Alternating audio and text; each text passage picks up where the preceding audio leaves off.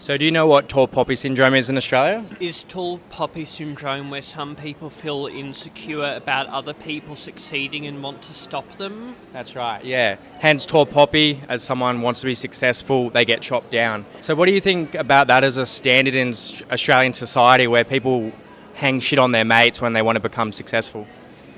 I've definitely seen it before, but I wouldn't go as far as to say it happens all of the time, but I have seen it a bit in different contexts. Yeah.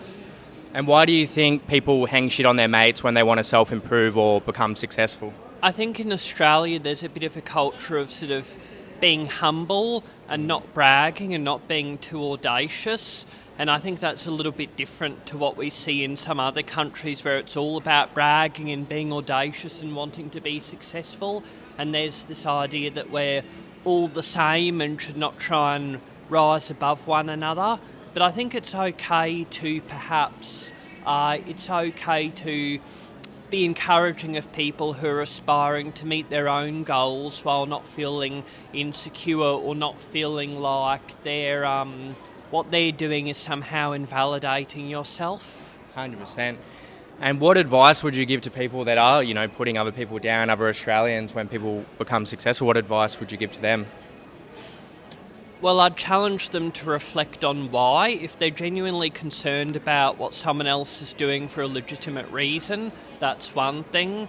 But if they're if they feel like they're doing too much to, I guess, break the norm, and they're really, let's say they have a friend and that friend is really challenging their idea of who they are and trying to change and they don't feel comfortable with that, my advice is to accept that, because if that makes you feel uncomfortable, then that only creates discomfort within yourself that makes your life harder, and maybe it's a reminder that you should try and improve yourself and aspire for more. Awesome. Those are all really good points. Thanks for the time.